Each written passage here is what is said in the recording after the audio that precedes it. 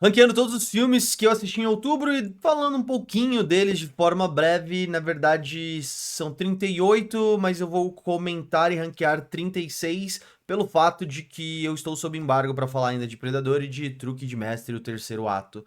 Vamos começar com The Jester, o Terrifier da Shopee. Esse aqui é intancável, um dos piores filmes que eu já assisti, ninguém sabia atuar, a história é péssima. O personagem em si, ele é um assassino sobrenatural que usa mágica e mímica pra assassinar suas vítimas. Não é de todo ruim conceitualmente, mas o filme tem tipo 2 horas e é inassistível de ruim.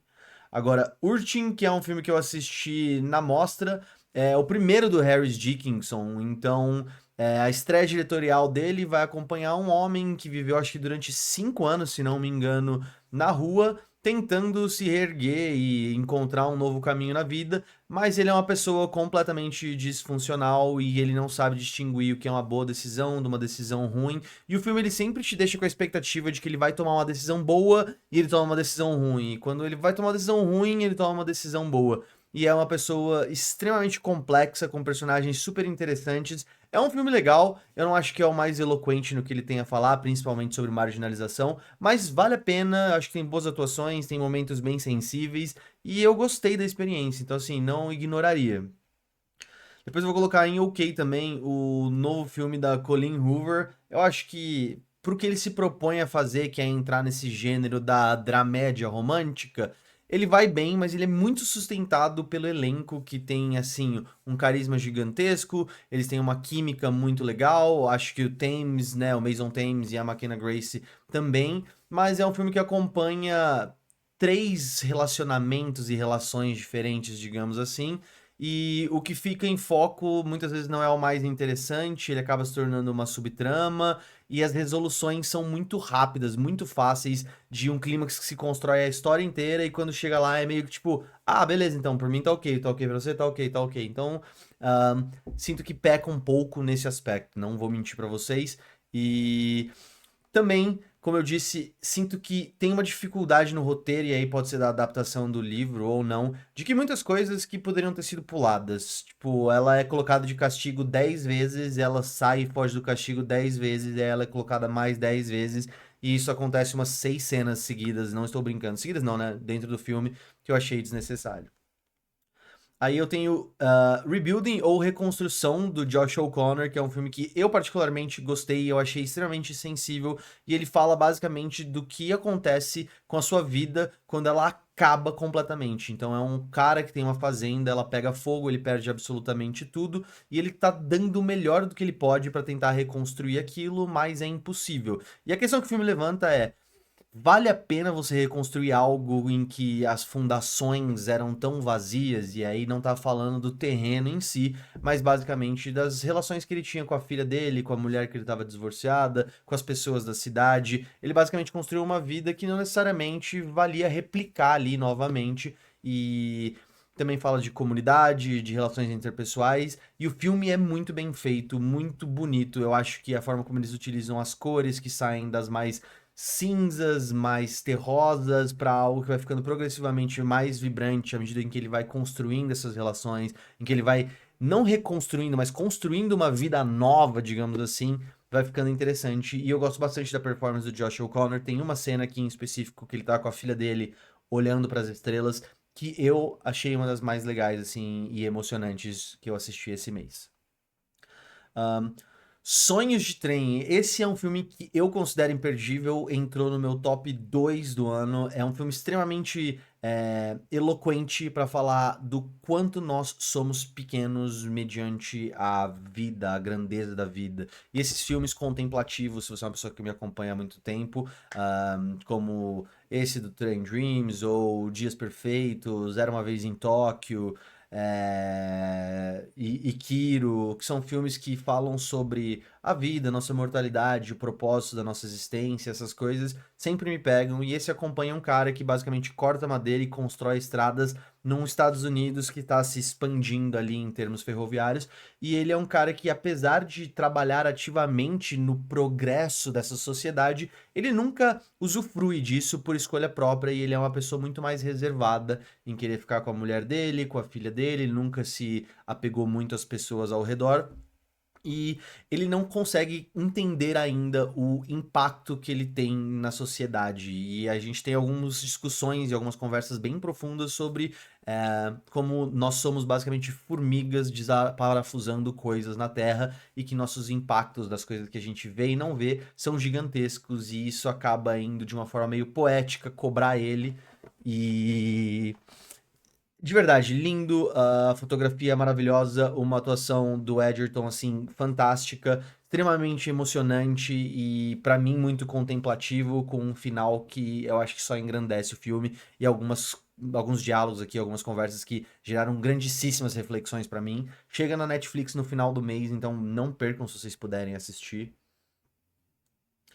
Aí a gente teve Sonhos, que é o novo filme da Jessica Chastain, do diretor Michel Franco. Eu gosto bastante desse filme, eu acho que ele vai ser um filme extremamente polêmico, ele é divisivo, controverso por uma cena em específico que retrata ali violência sexual contra a personagem da Jessica Chastain. E é muito fácil você reduzir esses filmes a esse tipo de cena, porém, quando você começa a entender o contexto de tudo aquilo do que está sendo dito, é basicamente uma relação abusiva dela contra esse bailarino imigrante o filme inteiro, onde cada um representa um país, sendo esse bailarino um imigrante legal do México, representando obviamente o México, e ela sendo uma mulher extremamente poderosa que representa os Estados Unidos e explora ele da maneira que lhe convém, né?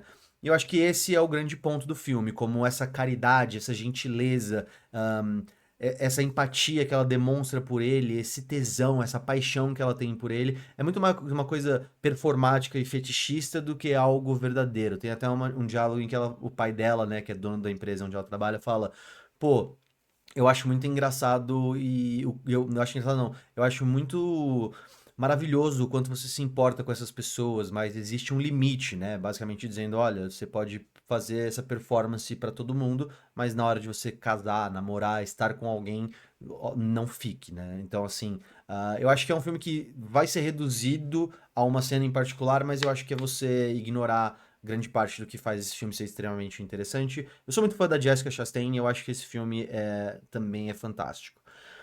Aí, nem imperdível, eu vou colocar Black News, Termos e Condições. É um filme meio ficção, meio documentário, que basicamente explora a enciclopédia africana que cobre a cultura dos afrodescendentes nos Estados Unidos e da cultura africana desde o começo até os dias de hoje. E o diretor ele atualiza onde o autor original, que vai me fugir o nome, parou, e ele faz isso com registros históricos, com fotos, com, como eu disse, essas histórias de ficção, onde ele imagina uma viagem para a África num navio extremamente repleto de tecnologia, e ele engloba pensadores, filósofos, artistas, músicos, dramaturgos, poetas, quem você puder imaginar dentro dessa cultura negra, né, de pessoas negras, para poder contar essa história de uma forma extremamente inteligente, de uma forma que eu diria assim, muito até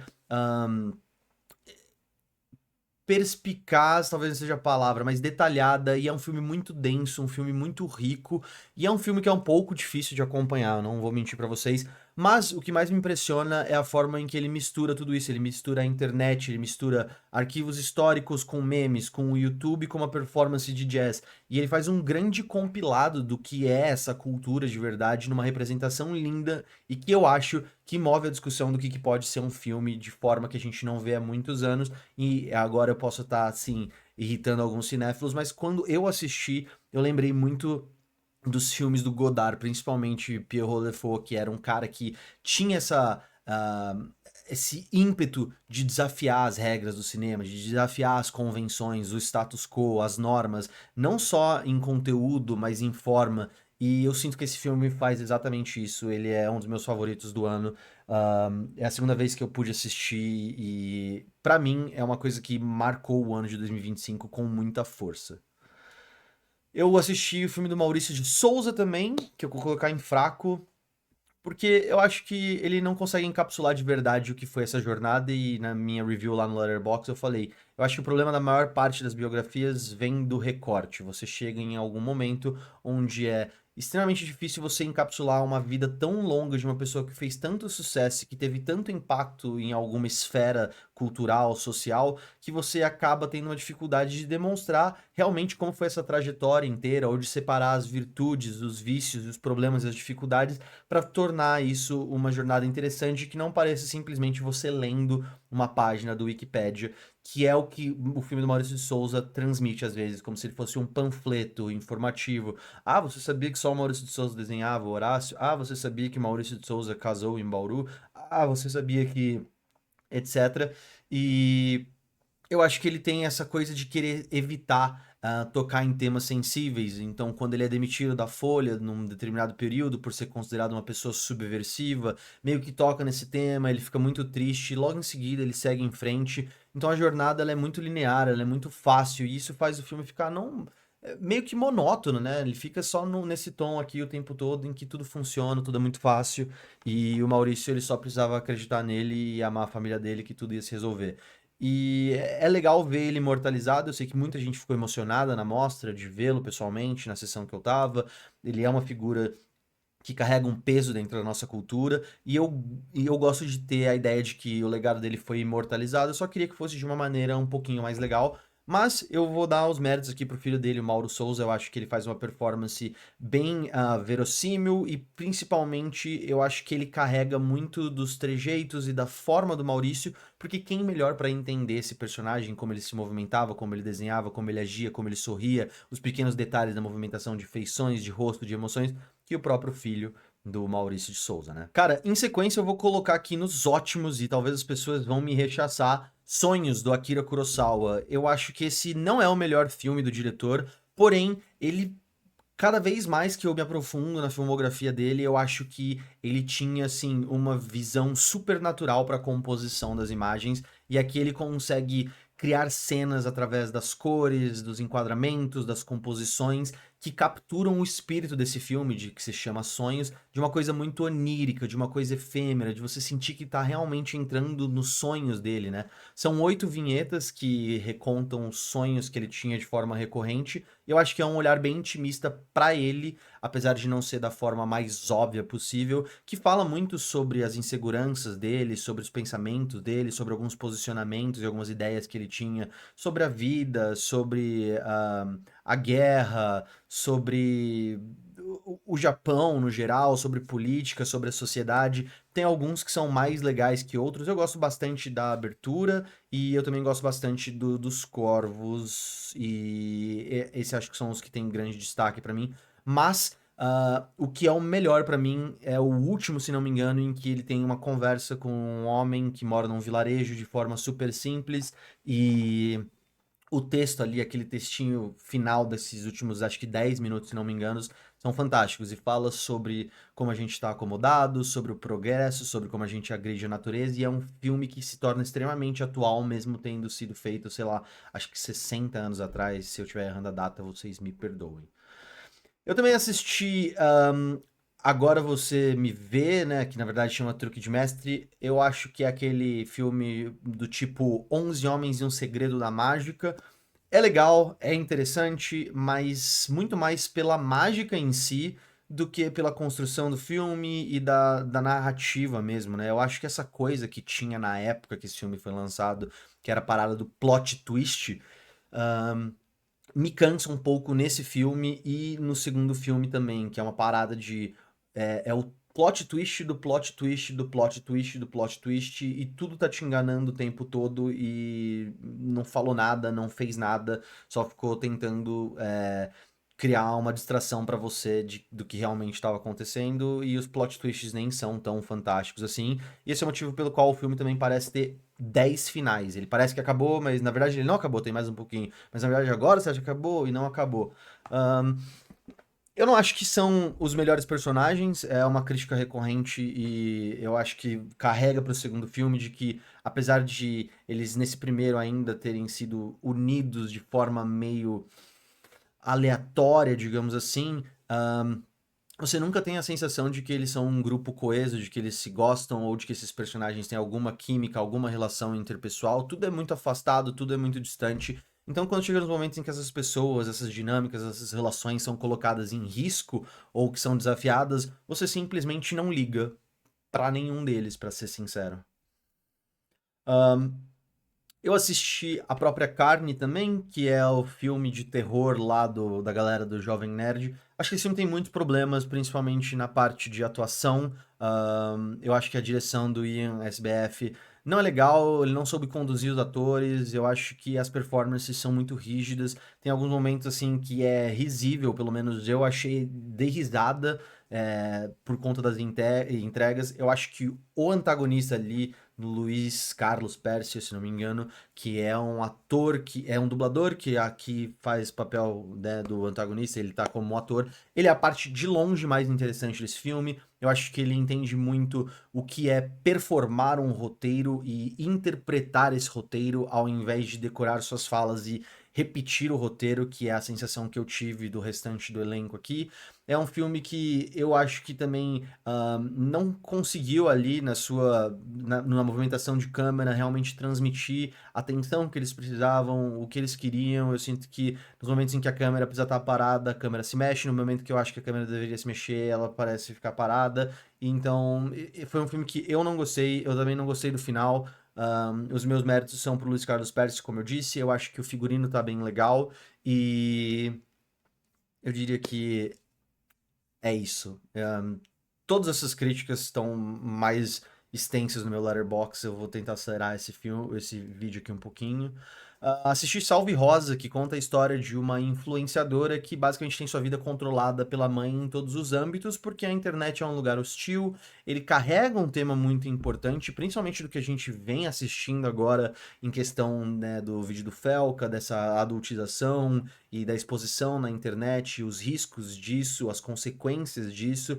E a gente entra aqui com uma mãe que é extremamente protetora, que cuida de tudo da carreira dela, dos contratos dela, das gravações dela, das edições dela, do que ela posta, do que ela assiste, do que ela consome, do que chega no celular. E isso aí começa a ter algumas proporções muito mais assustadoras e controversas, perturbadoras, porque não é só por bem, né? Você começa a ter ali uma personagem que tá basicamente vivendo numa situação de cativeiro para uma mãe que acaba usufruindo muito do sucesso da filha. Então o debate em si é muito rico. Eu acho que a Carine Telles, ela faz um papel legal aqui. Eu acho que a menina que faz a jovem influenciadora também não tá mal no papel. Eu não vou lembrar o nome da atriz agora, vocês me perdoem.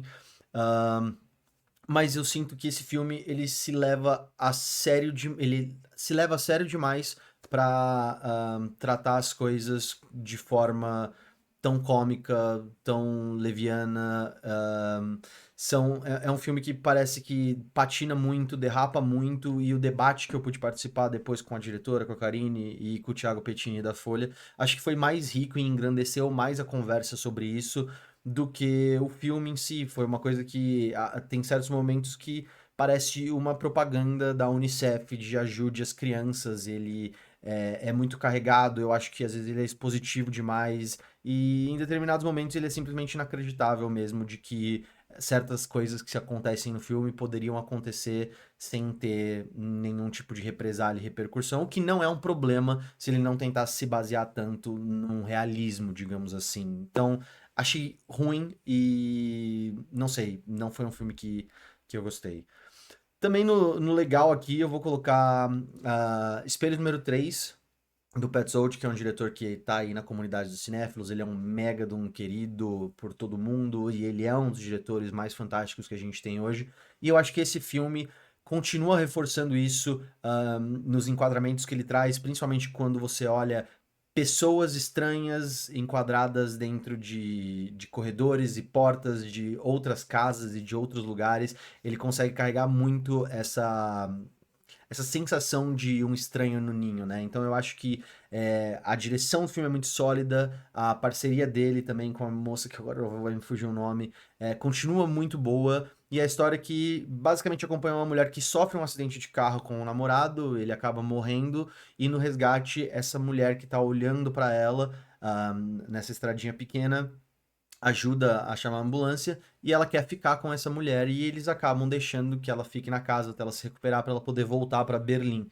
E ela começa a se sentir extremamente confortável ali, de ter uma relação de muita amizade. Essa mulher, ela acaba tendo uma relação meio mãe e filha com ela, e à medida que o filme vai progredindo, você vai vendo que ambas as partes, tanto ela tá tentando substituir ou encontrar algo no âmbito de família ou no âmbito de acolhimento de uma outra pessoa, de terceiros aqui, e ao mesmo tempo que essa família, né, que é composta por mãe, pai e filho, estão tentando substituir ou lidar com o luto de ter perdido uma filha, né? Eles veem nela essa válvula de escape e é perturbador em certo nível, mas eu não acho que esse é o filme mais encantador dele, eu não acho que esse é o filme com o melhor texto dele, e eu acho que é um filme que vale a pena assistir, não desperdice seu tempo, tem 93 minutos, se não me engano, e assistir na mostra, confiram, se você gosta do Petzold, talvez você vai amar esse filme, eu achei que é um dos bons, mas não é o ápice da filmografia dele.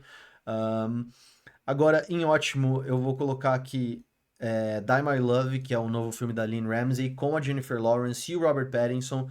Eu sinto que esse é um filme que ele aborda temas muito complexos de uma forma muito explosiva e eu sinto que essa combinação vai ser muito atrativa para as pessoas. A Jennifer Lawrence está provavelmente na melhor atuação da carreira dela, eu acho que ela desaparece dentro desse papel. E o Robert Pattinson também, ele tá ali numa uma função de suporte e eu acho que ele tá muito bem. E acompanha a história desse jovem casal que é tomado por uma paixão extremamente arrebatadora. E o que acontece à medida que eles vão progredindo pra dentro dessa relação e a personagem da Jennifer Lawrence acaba ficando grávida. E aí o que foi construído no filme no começo, de que ela era essa mulher repleta de vida, de alegria, de tesão, de independência, que ela era uma autora, tudo isso começa a ser apagado quando não só ela já não se vê mais como essas coisas, mas principalmente porque a sociedade e o marido dela e as pessoas ao redor já não conseguem vê-la como nada mais do que uma mãe. Ela é uma mãe, ela não é mais nada. Ela não é uma mulher, ela não é uma esposa, ela não é uma artista, ela não é uma nora, ela não é uma amiga, ela não é uma mãe, quer dizer, ela é só uma mãe.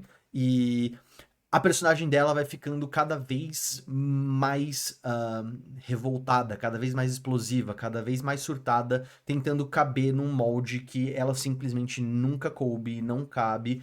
E eu acho como é genial o que a gente tem de construção desse clímax, né? E principalmente porque tem uma quebra ali em um momento em que as coisas parecem retornar à normalidade, quando ela volta a ser percebida por terceiros como algo mais do que uma mãe, que eu não vou dar spoilers aqui pra vocês, mas eu achei muito inteligente. O texto da Lynn Ramsey é muito intenso. Esse é um filme muito intenso e, cara, esse eu tô muito ansioso para que vocês assistam e que eu possa conversar com vocês. A gente teve Bugônia também, que eu vou colocar aqui no fraco. Muita gente amou Bugônia, que é o novo filme do Yorgos Lanthimos, que acompanha a Emma Stone como uma bilionária CEO que é perseguida por dois conspiracionistas que acreditam que ela foi enviada de um planeta Terra, que ela é uma extraterrestre, que está aqui para dominar a raça humana. Ahn, Muitos filmes do Yorgos já têm essa pegada de, sabe, temas absurdos, de colocar essas coisas estranhas, né? Mesmo desde Pobres Criaturas e indo para trás na filmografia dele, ele sempre foi uma pessoa que teve uma queda pelo bizarro, de colocar, por exemplo, essa imagética da Emma Stone careca, de uma coisa alienígena. Ele arranha ali de leve o papo de, pô, bilionários não deveriam existir, com essa ideia bem óbvia de eles são alienígenas, eles não pertencem a essa sociedade, eles não são gente como a gente, eles são diferentes. E ele também vai falar um pouco sobre o que acontece quando você não consegue encontrar um caminho para seguir dentro da sua vida depois de algum trauma, depois de alguns problemas muito severos, e como você pode acabar se tornando refém de qualquer discurso desses assim, de vender curso, de teoria da conspiração, de qualquer coisa, quando você não consegue mais conciliar a sua realidade com o que você acredita na sua mente que deveria acontecer. O grande destaque pra mim é a Emma Stone e principalmente a atuação do Jesse Plemons, além da trilha sonora, né? Eu acho que ela é muito legal porque ela pega uma construção de ópera e ela distorce ela de uma forma muito legal. Então, eu acho que orna bastante com o filme nessa ideia de, tipo, pegar algo que é visto como elegante, luxuoso e para os ricos e poderosos e distorcer ela. Mas é um filme que, pra mim, não funciona. As piadas não funcionam. O humor, eu acho que erra completamente. Eu sinto que o final do filme é simplesmente assim, é, patético, sabe? Eu sinto que é uma tentativa meio desesperada de fazer o filme ir para um outro rumo que começa. Sempre vai meio que pra esse surrealismo, né, com o Yorgos. Mas aqui, eu sinto que ele não tem nada novo pra dizer do que ele já não disse. Eu acho que depois de Pobres Criaturas, mesmo Tipos de Gentileza, era um filme que eu já achava que era muito redundante, que era muito repetitivo. Eu acho que o texto do Yorgos se tornou muito expositivo, de ficar marretando a mensagem na sua cabeça.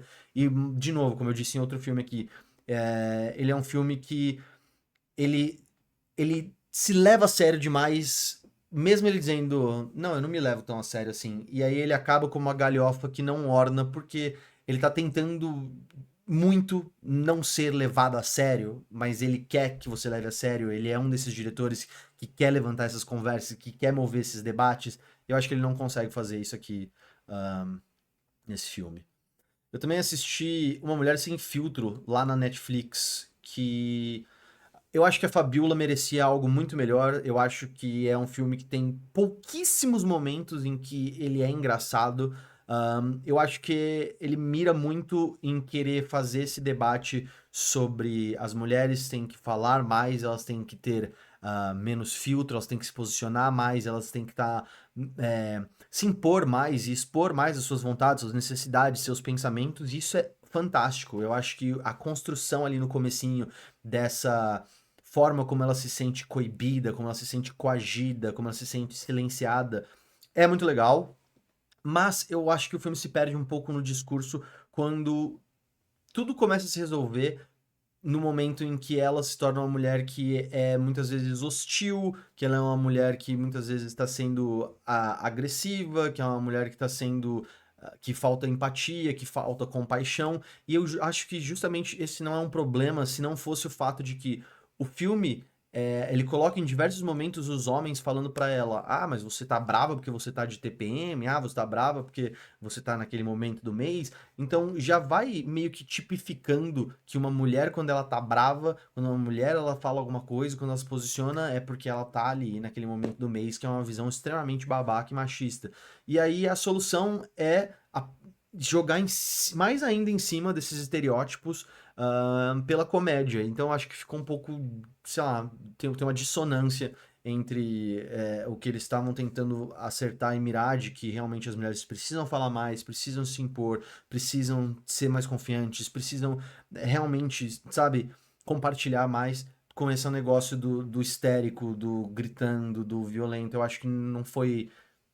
Não funciona a favor esse retrato da personagem protagonista quando ela resolve as coisas dessa forma. Então, assim, entendo que é uma comédia, pra mim não funcionou e o texto é muito ruim. Eu achei muito, muito ruim mesmo.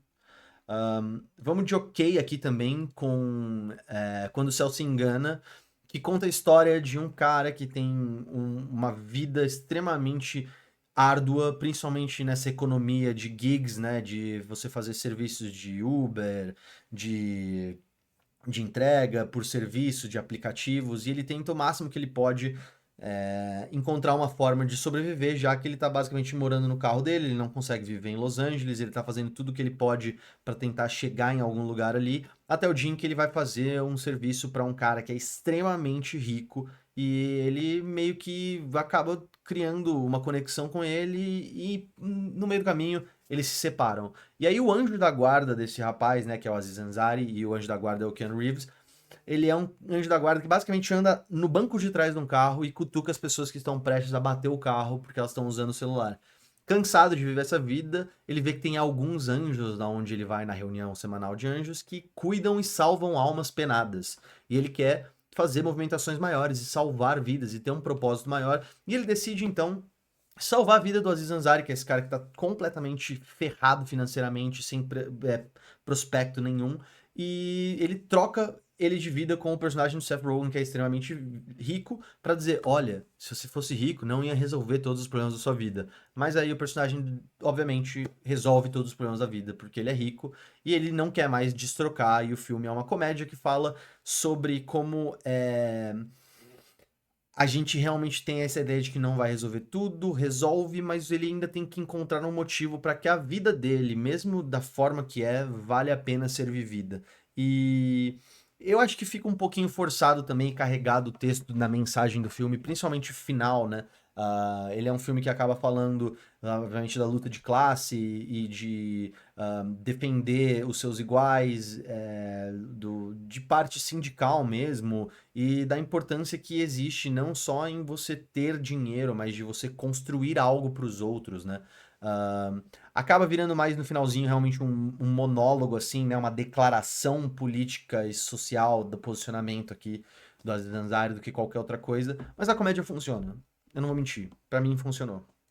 Ah, vou colocar no OK aqui o novo filme da Angelina Jolie, Couture, que vai acompanhar três mulheres, uma que quer ser autora, a Angelina Jolie, que é uma diretora de cinema independente de terror, e uma moça, se não me engano, da Nigéria, posso estar errado, que acaba sendo chamada para trabalhar num grande desfile de moda, e nesse desfile de moda a personagem da Angelina Jolie vai fazer o vídeo que vai passar na inauguração, e essa menina que é autora, ela trabalha como maquiadora dessas modelos, e são três histórias paralelas falando sobre sonhos, né, sobre os sonhos de cada uma delas, e como eles se entrelaçam, e a perspectiva de que uma delas tem o sonho dado para elas, né, ofertado, uma tá lutando pelo sonho e a outra meio que assim é impedida de viver esse sonho de forma plena. Acho que funciona, é um filme divertido, é um filme que me entreteve, é um filme intrigante, eu acho que a Angelina Jolie tá muito bem. Todas as histórias são legais de acompanhar, mas o texto ele é desigual no sentido de que, para um filme que foca tanto em três histórias paralelas, tem uma delas ali que é meio abandonada, sabe? E vai sendo meio largada. Mas é um filme que vale conferir, eu só não diria que é imperdível. Agora, eu vou colocar em ótimo Primata. Eu acho que ele não tá no nível desses dois outros, tá? Que estão aqui, que é Sonhos do Kurosawa e o Morro Amor. Mas Primata é provavelmente a experiência mais divertida que eu tive no cinema esse ano de 2025. Eu pude assistir uma sessão super cedo, super antes de todo mundo. O filme chega acho que só em janeiro aqui no Brasil. E teve uma sessão lá no Festival de Cinema do Rio de Janeiro em que tava quase vazia. Fui eu, meu irmão, o Miguel, o Fábio Gomes e uma outra galera lá. Todo mundo se divertiu horrores com esse filme. Ele é extremamente tenso, ele é extremamente engraçado e é um slasher que conta a história de uma família no Havaí e eles tinham um macaco de estimação que fica com a família porque a mãe, enquanto viva, estudava esses macacos e queria conversar com eles, aprender linguagem de sinal, ensinar para eles a comunicação e etc. Então ele é muito inteligente e ele sempre vive com essa família até o dia em que ele pega raiva e aí as coisas desandam de forma muito rápida. Ahn, tem, assim, piadas fantásticas. Tem momentos nesse filme em que a construção do que tá acontecendo, ela é tão gradativa de que você tá entrando em territórios de galhofa e coisas assim inacreditáveis que teve uma cena em particular com o macaco e o carro que eu tava todo mundo gargalhando e eu tava ali pensando, cara, como que eu tô, o que que eu estou assistindo? Onde eu cheguei? Como esse filme fez isso aqui funcionar? Ahn, e além disso, ele é brutal, ele é violento, eu acho que a proposta ele cumpre 100%. Os personagens, obviamente, são sempre descartáveis, como eles são ali, normalmente em slashers, mas eles não são burros, eles tomam as decisões corretas, eles fazem as coisas que eles têm que fazer, eles aproveitam todas as oportunidades, e mesmo quando o filme parece que ele vai ficar preso em alguma coisa, ele sempre sabe a hora de engatar para a próxima marcha, para a próxima etapa, e é um dos filmes mais engraçados e divertidos que eu assisti em 2025. Assistam assim que vocês puderam. Assim que vocês puderem. Eu vou colocar em ruim aqui, fraco. O novo filme do Luca Guadagnino, Depois da Caçada. Eu acho que eu já fiz meus comentários sobre o Luca Guadagnino em outros vídeos, em outros reviews. Se você quiser ler mais a fundo no meu Letterboxd, eu não quero me estender muito nesse aqui, porque obviamente é um filme que eu não ligo. Eu acho que esse é um filme que tem um problema de elenco. O Andrew Garfield parece que ele não pertence a esse filme. A Ayo Edebiri, ela tem um momento extremamente importante no filme, impactante, que é como se fosse um, não é o clímax, né? Mas é o estopim da história. E ela vai conversar com a personagem da Julia Roberts. E essa cena tá tão mal iluminada, tão porca, que você não consegue ver a Ayo Edebiri dando, tipo assim, o coração dela, provavelmente, nesse momento. Eu acho que é simplesmente mais um filme do Guadagnino, ele sempre chega atrasado, ele tá falando do movimento do Me Too, e ele tem uma posição bem assim, no mínimo questionável sobre o que ele quer dizer sobre esse movimento mesmo, né? Sobre as vítimas, sobre quem é acusado, sobre quem cometeu esses crimes. Ele tá sempre querendo levar a conversa pra frente, mas parece que ele sempre chega atrasado, e da forma que esse filme é escrito, me desagrada. Pessoalmente, eu entendo o contexto de que eles são professores e pessoas extremamente inteligentes e intelectuais, acadêmicos, mas assim como o filme e como o Guadagnino, o texto é pedante e assim como a aula que a Julia Roberts dá lá de filosofia, ele se acha muito mais inteligente e complexo do que ele realmente é. Então, assistam se vocês quiserem. Pra mim não funciona e já é tipo o terceiro do Guadagnino. Ciclone é um filme em que eu vou colocar em OK. Não sei se vai tão pra frente, talvez aqui. Eu diria que é assim. Basicamente acompanha uma dramaturga brasileira baseada numa personagem real que escrevia, né, transcrevia e escrevia peças de teatro, porém, como ela era uma mulher lá em 1900 e bolinha, ela não podia aparecer nos créditos, por conta de que ela mesma fala, o nome de uma mulher num panfleto dissuadia as pessoas de ir até o teatro e assistir aquela peça, já equivalia como se fosse uma arte menor por ter sido escrita ou transcrita ou coscrita por uma mulher.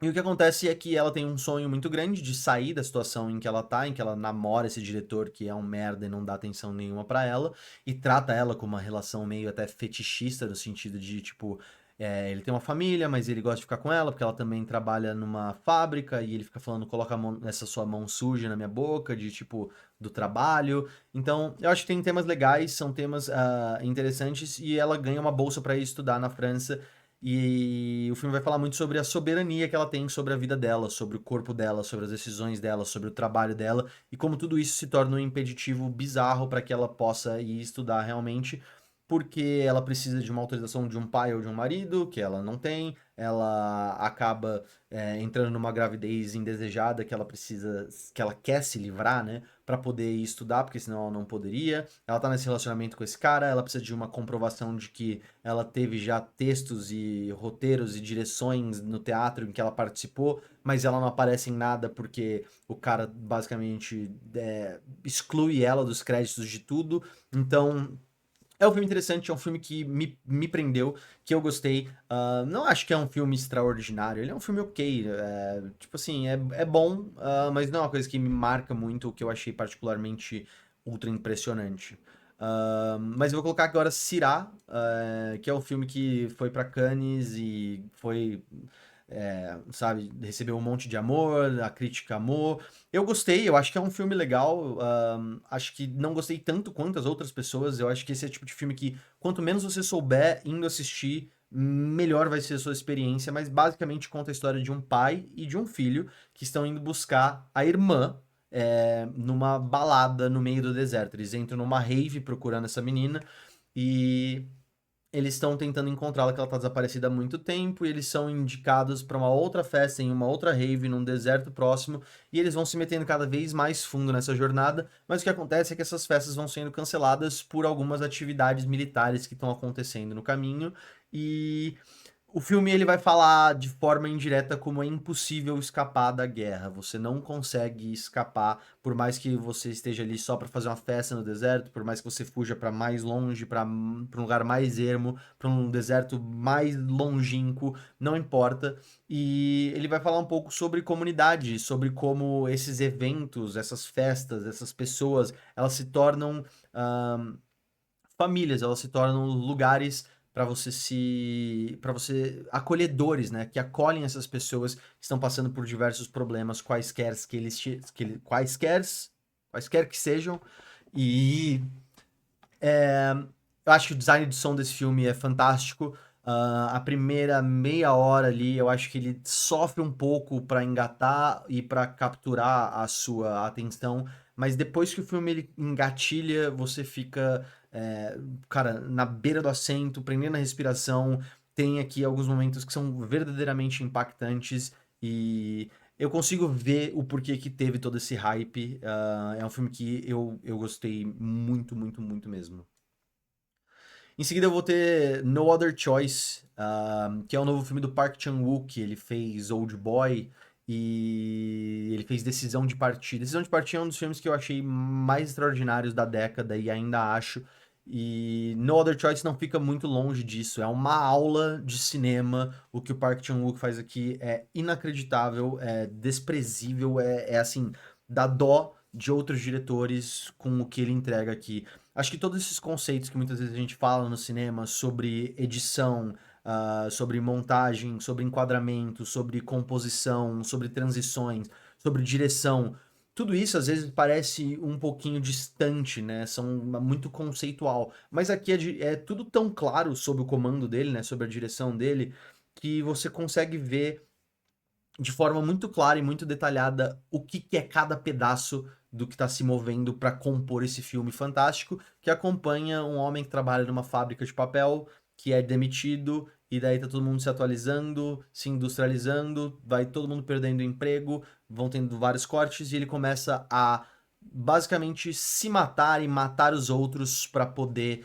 ser reintroduzido dentro dessa indústria. Acho que não foge muito do quão incisivos são os textos e os temas que o Park Chan-wook sempre abordou.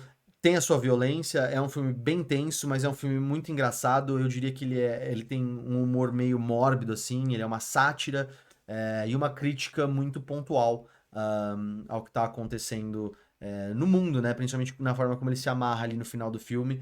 É um dos melhores do ano, imperdível, assistam, é verdadeiramente inacreditável.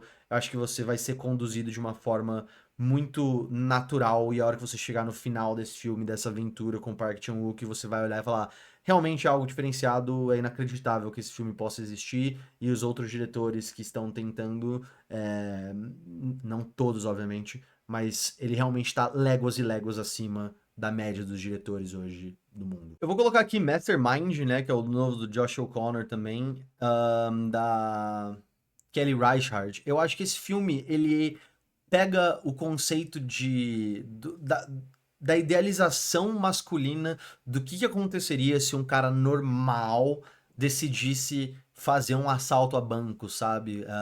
E ele subverte essa ideia de que seria uma coisa heróica, de que funcionaria de mil maravilhas. E ele constrói isso de forma bem gradativa também, do momento em que você tem a primeira cena, em que ele consegue fazer um pequeno roubo até ele se achar que ele é um mestre do crime e que ele realmente vai conseguir fugir e viver com aquilo para sempre, né? Mas aí a Kelly Reichardt e o Josh O'Connor vão criando um filme em que as coisas vão ficando muito mais difíceis, muito mais complexas. Ele percebe que ele não é essa grande mente do crime que ele imaginou que ele poderia ser um dia.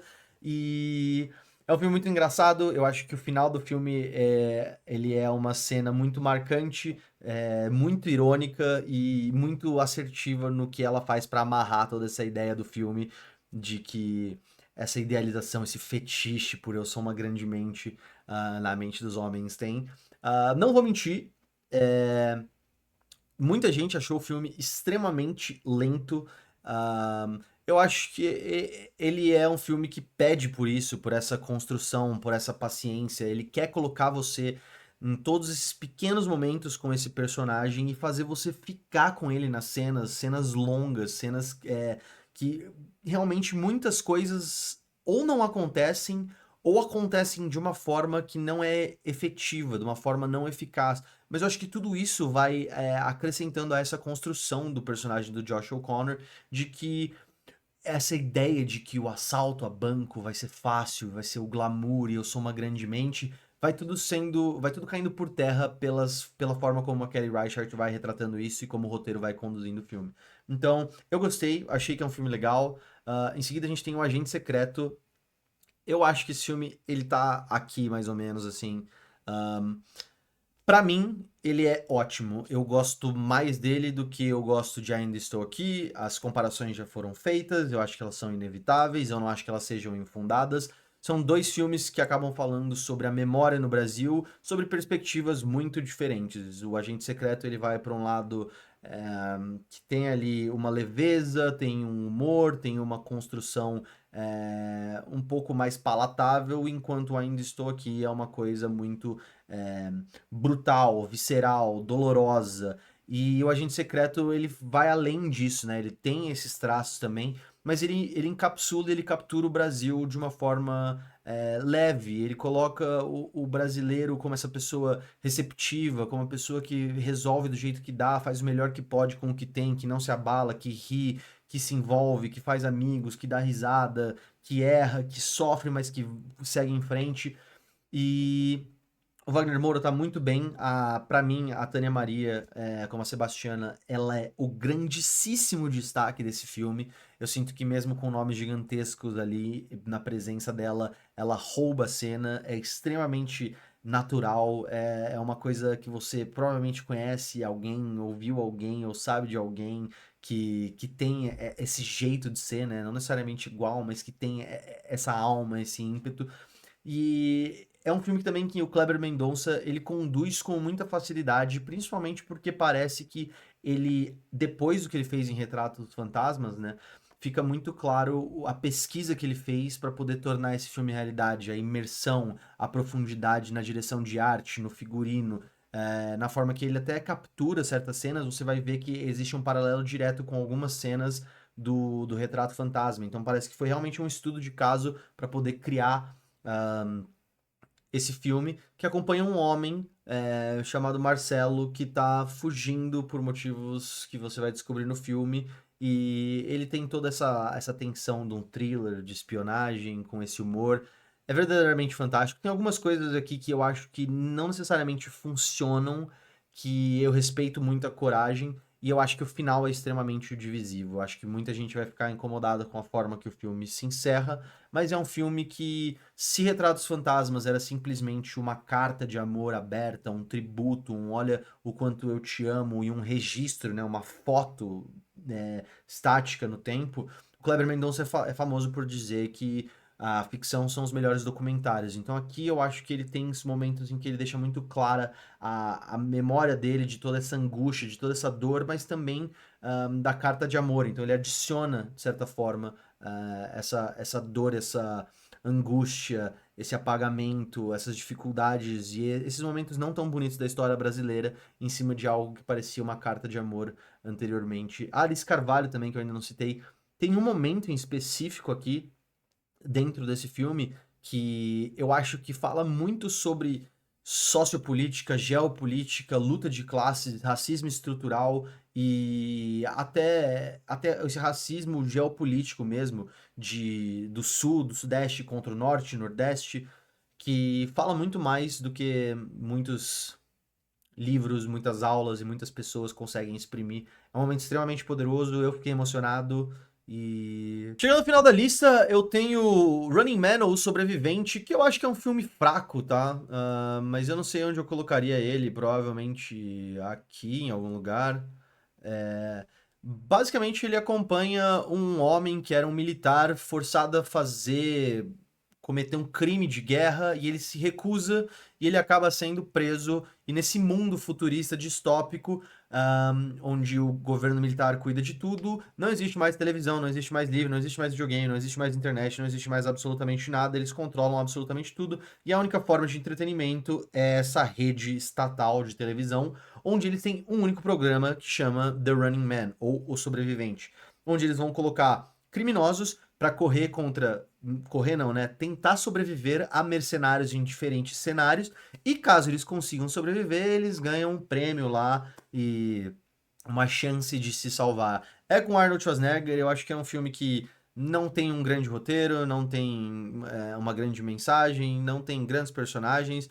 Acho que a parte até de design, de set, na direção de arte, no figurino, é interessante, mas não é um filme imperdível. Eu assisti mais porque vai sair o remake agora com o Glenn Powell e eu queria estar por dentro do que é o original.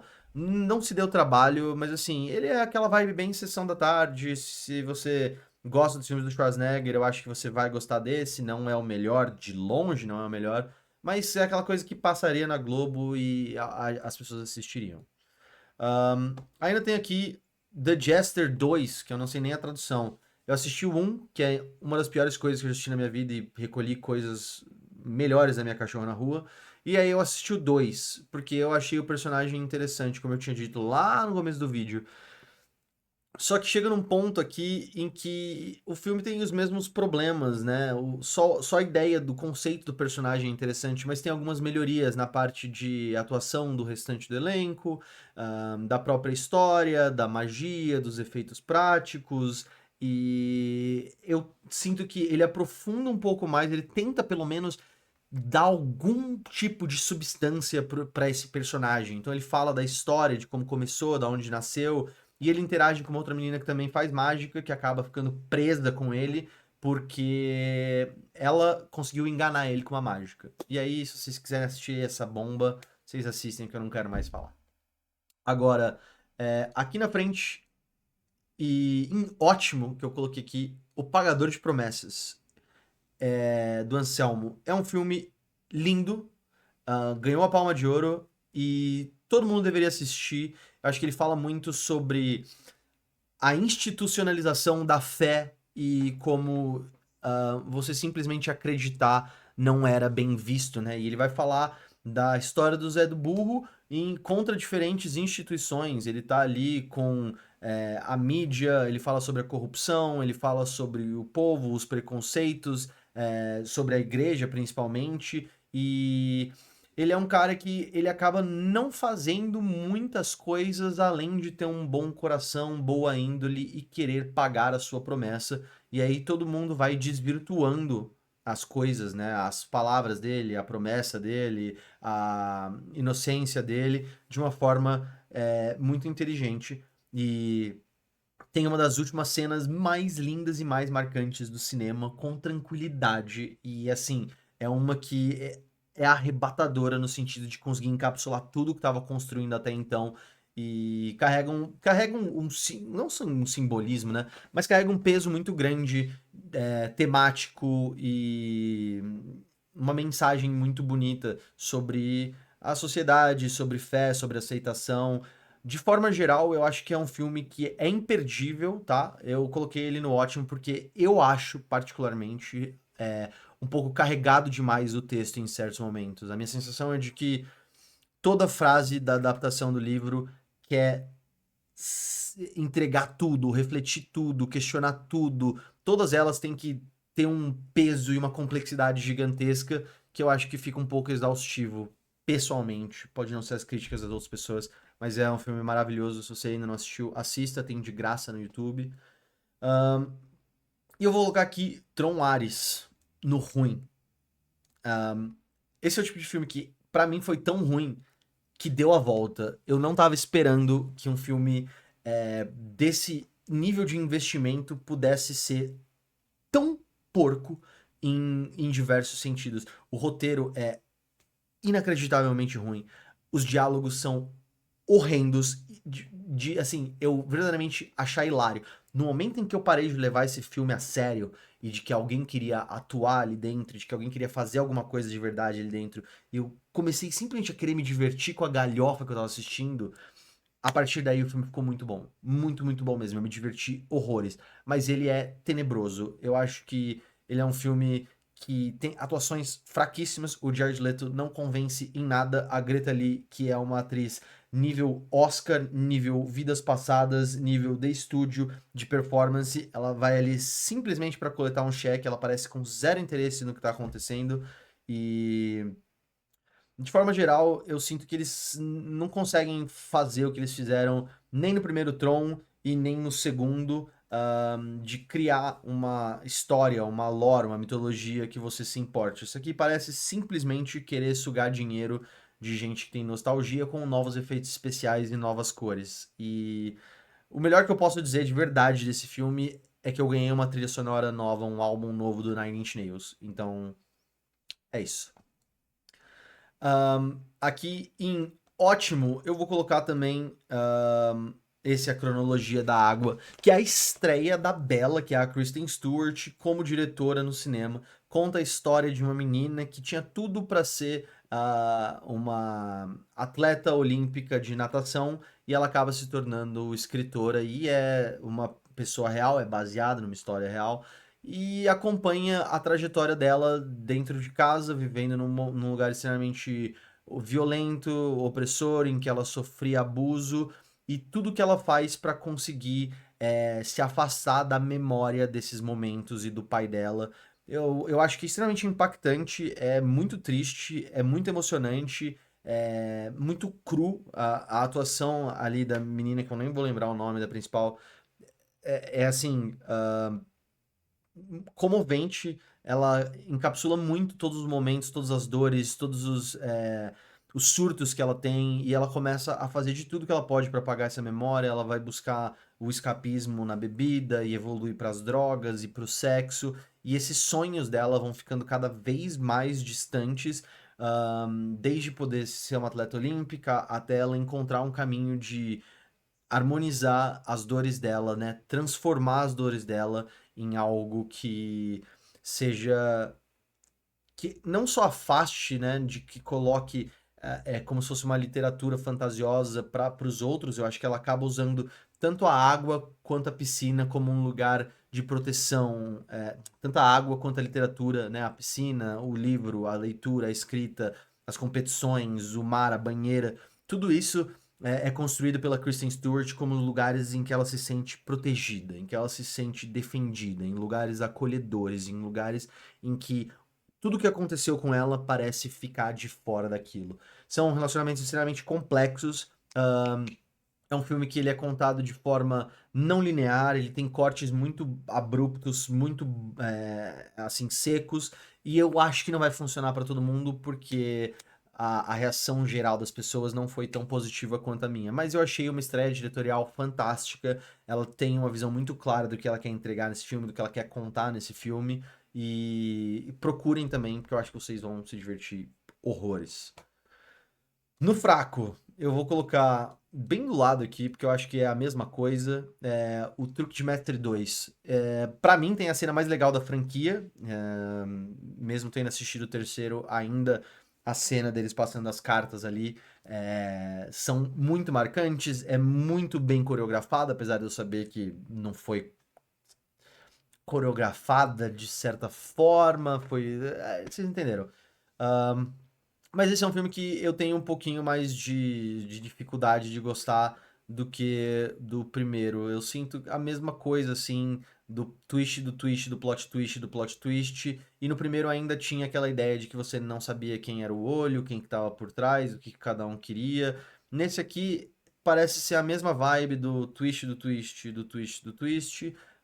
E os personagens, especialmente do Michael Caine, que aparece de novo, ou do Daniel Radcliffe, não são personagens que eu acho cativantes, né? A motivação dos personagens também não é grande coisa.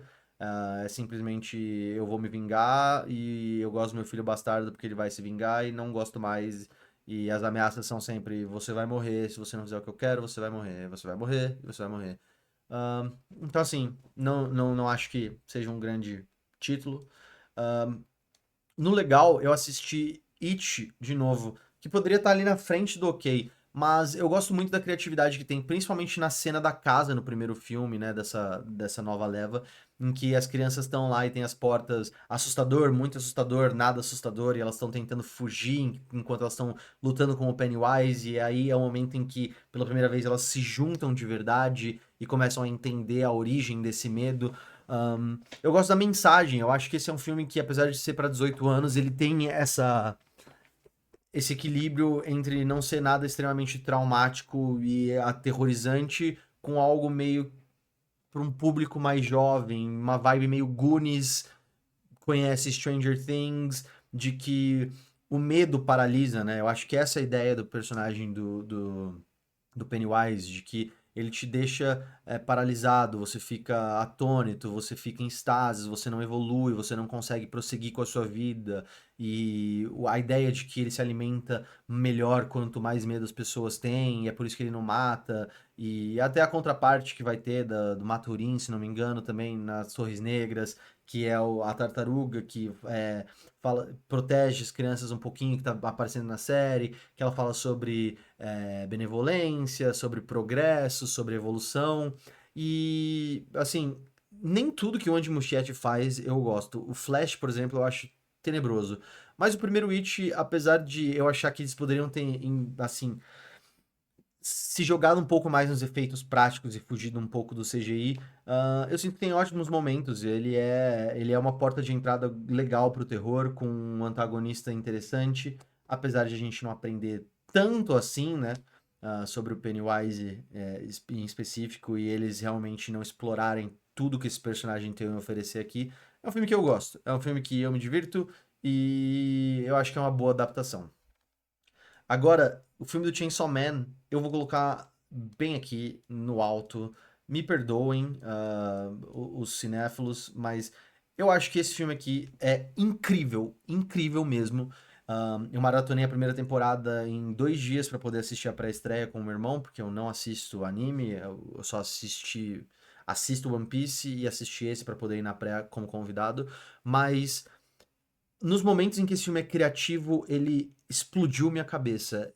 Como alguém tá mais acostumado a assistir as animações do Ocidente, filmes do Ocidente, e não tem contato com anime, tem algumas coisas assim que eu achei incríveis nas coreografias de luta, na criatividade dessas lutas. A animação, em certos momentos, eu sinto que peca, eu não vou mentir.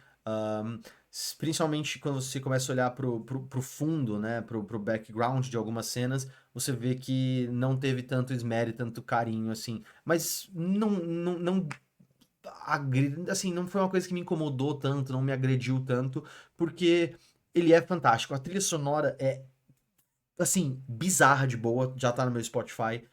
As cenas de luta são extremamente criativas, como eu disse, são lindas, são extremamente bem animadas. Ah, o, o- os momentos, né, de emoção me pegaram particularmente, principalmente aquela cena da piscina que tem, que é linda, linda, linda, com os fogos de artifício, com a Rezi, que é uma personagem interessante, é uma personagem que tem um estilo muito peculiar, ela tem uma agressividade, ela tem uma aura, digamos assim, ela tem um carisma. A cena dele lutando no tufão com um cara tubarão.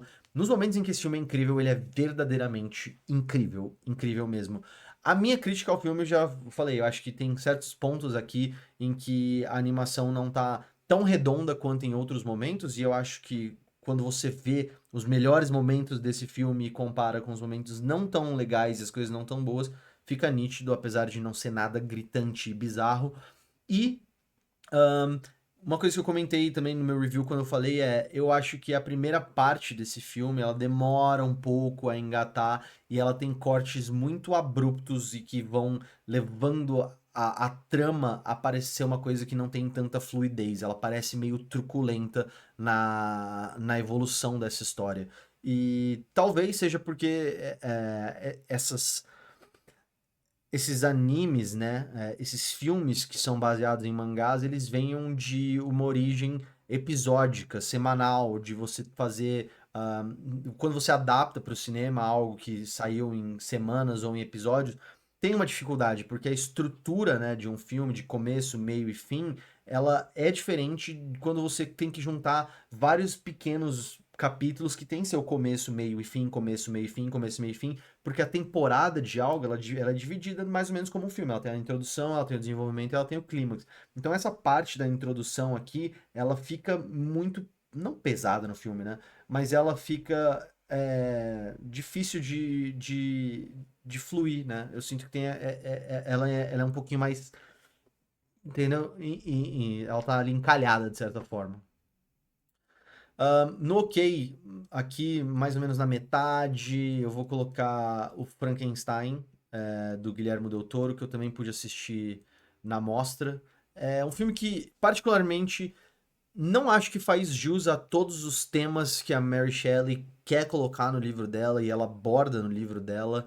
Sinto que o Guilherme Del Toro, ele tem essa paixão e essa coisa de querer de querer abordar tudo o que estava ali naquele livro, que acaba ficando muitas coisas para trás. Ele vai trazendo novos elementos e novas discussões sobre os temas do livro, como paternidade, como trauma, como abuso, como violência, como fé, a ciência, a obsessão, a necessidade de a diferença entre você gerir e parir um filho e você criar um filho e do perdão e da inocência, como eu disse, que nunca verdadeiramente conseguem se encerrar de forma satisfatória. Eu sinto que ele vai meio que pegando as coisas e largando ao bel prazer dele quando ele não sabe muito o que fazer.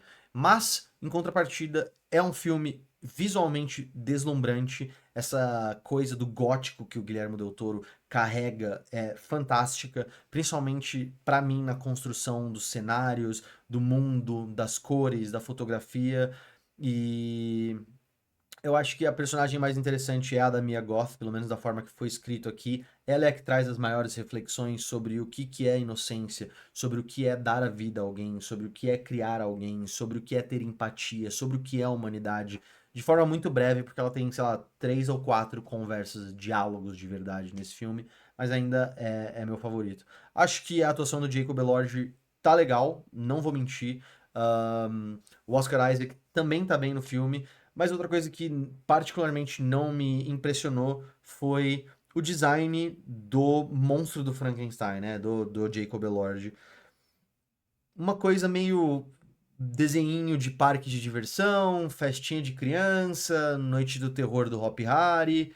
E que eu acho que não faz jus ao que pode ser o trabalho de maquiagem de um filme desse tamanho e de um filme do Guilherme Del Toro. Eu não acho que esse seja um filme ruim de forma alguma, eu só não acho que é o melhor do Del Toro e eu não acho que consegue escolher com precisão quais são exatamente os pontos da obra que ele quer explorar e se aprofundar. E aí é impossível, aqui é chover uma olhada, é impossível você adaptar em um único filme tanta coisa quanto vem carregada dentro de um livro de 200, 300, não precisa ser nem tantas páginas, mas ainda assim, de um livro que você tem muito mais tempo para ir escrever, desenvolver e fazer os personagens serem um pouquinho mais é, complexos, digamos assim. É isso. Hamnet. Aqui é um que a galera provavelmente vai me bater um pouco também, mas eu achei esse filme bom. Eu acho que o Paul Mescal tá bem no filme, ele é uma releitura da... Não uma releitura, né? Mas ele vai contar a história de como Hamlet do Shakespeare basicamente foi construída e vai acompanhar esse casal e seus filhos e a jornada dele. Ele é muito bonito mesmo. Eu acho que a Chloe Zhao como diretora ela tem uma sensibilidade gigantesca, é, uma visão muito linda de composição, de fotografia. Eu acho que o figurino é maravilhoso. Eu sinto que, de certas formas, em certos momentos, até essa ideia da Chloe Zhao de ter uma câmera que ela coloca as coisas de uma forma mais teatral, ela acaba, por vezes, limitando um pouco a fisicalidade de alguns dos atores e eu sinto que é lindo. Ele é feito para te emocionar. Na sessão que teve no Rio, a gente entrou lá e eles deram um lencinho para cada um. Mas é isso que. Esse é meu negócio. Eu acho que ele tem mais dessa parada do eu quero que você sinta algo do que você efetivamente sentir essa parada, sabe? É mais uma emoção do que um sentimento que ele promove dentro de você. E principalmente a parte final, em que todo mundo mesmo chora, estava chorando, eu acho que se carrega muito mais na atuação do menino que tá ali em cena, que tem, sei lá, 3 minutos de tela e dá um show, mas principalmente pela orquestração e a trilha sonora. É impecável, inacreditável, linda, maravilhosa, uma das mais bonitas e que eu acredito que tenha chances grandíssimas aí no Oscar de 2026. E pra acabar, eu vou colocar no legal esse aqui que chama The Threesome, ou Homenagem. E A história acompanha dois amigos, bons amigos, que acabam um dia, porventura, sem querer, se envolvendo num homenagem com uma outra menina, e essas meninas acabam ficando grávidas. Uma delas durante o ato em si, e a outra. Não vou dar spoilers. Mas é uma comédia romântica, eu acho que ela consegue trazer bastante leveza para assuntos complexos e principalmente o que eu acho legal dessa aqui em particular é o fato de que essas pessoas não são idiotas, essas pessoas não agem como pessoas que não existem na vida real. Tudo ali parece que tem a chance de acontecer em qualquer momento e que existe uma reação genuína ali, que é o que você faria, que é o que alguém faria, que é o que qualquer pessoa normal faria, ao passo em que eu acho que também consegue trazer uma coisa de modernizar essas comédias românticas de forma para nova geração, entendeu? Não é datado, eu não acho que é sexista, eu não acho que tem mau gosto, eu não acho que tem uma misoginia, eu acho que ele é extremamente relevante, eu acho que ele é ahm, bem recente e eu acho que ele consegue incorporar a tecnologia de uma forma natural. Óbvio, né? Tem algumas coisas em quase todos os filmes de tipo, porra, por que que você só não mandou uma mensagem? Por que que você não... ninguém faria isso de uma forma que não fosse por telefone? Ou enfim. Mas são personagens carismáticos, é uma história muito interessante que é verdadeiramente acreditável, tanto os personagens quanto o cenário, a química é muito boa, tem alguns momentos de verdade que eu estava gargalhando e eu acho que vale muito a pena conferir. E esse é o meu ranking de outubro. Faltou aqui, obviamente, o Predador, Terras Selvagens e também Truque de Mestre, o terceiro ato, que eu ainda não posso falar. Mas é isso. Não sei quantos vão ser para novembro aí, mas tem sempre o meu Letterboxd, se vocês quiserem saber mais a fundo de cada um desses, do que eu escrevi, do que eu senti, do que eu pensei. Vocês podem me encontrar, como sempre, no Instagram, no TikTok, onde quer que vocês queiram me encontrar. E é isso. Um forte abraço e valeu!